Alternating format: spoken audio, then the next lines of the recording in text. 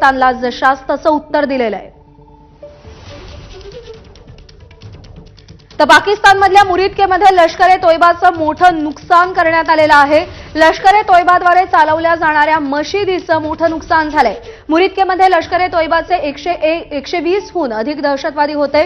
मुंबई दहशतवादी हल्ल्यातील दहशतवादी कसाबही मुरीदकेचा मूळ रहिवासी होता। त्यामुळे जी काही दहशतवाद्यांची factory, training centres, launching pads, त्याच्यासोबतच कंट्रोल रूम्स, हेडक्वार्टर्स या सगळ्याला भारतीय सैन्यानं, भारतीय वायुदलानं लक्ष्य केलेलं आहे आणि त्यांची जी काही बलस्थानं होती त्यावर मारा करत ती बेचिराख करण्यात आली आहेत। आणखी एक महत्त्वाची अपडेट आपण पाहूया।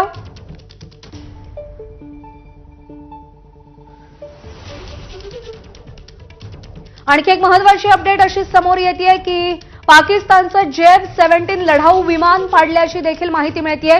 चीनकडून पाकिस्ताननं घेतलेलं JF-17 हे लढाऊ विमान पाडलं गेल्याची देखील माहिती मिळतेय। पाकिस्ताननं चीनकडून हे JF-17 लढाऊ विमान घेतलं होतं आणि हे लढाऊ विमान पाडलं गेलेलं आहे।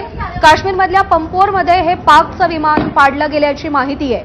पाकिस्तानचं JF-17 हे विमान पाडलं गेलंय। चीनकडून पाकिस्ताननं हे JF-17 लढाऊ विमान घेतलेलं होतं आणि ते पाडण्यात देखील यश मिळालेलं आहे। काश्मीरच्या पंपोर भागामध्ये ही कारवाई करण्यात आलेली आहे आणि पाकिस्तानचं JF-17 हे लढाऊ विमान पाडलं गेलंय। अपडेट भारतीकडून जाणून घेऊयात। भारती, खूप मोठी, खूप महत्त्वाची अपडेट आताच्या या ऑपरेशन सिंदूर संबंधीची आहे। सगळ्यात मोठी खरं तर गेल्या तासाभरातली अपडेट आहे की भारताने पाकिस्तानचं फायटर जेट हवेतच पाडलेलं आहे। काश्मीरच्या पंपोरवर ही कारवाई झालेली आहे, ही माहिती मिळते। पाकिस्तानचं JF-17 बनावटीचं हे विमान होतं, ते पाडलं गेलं।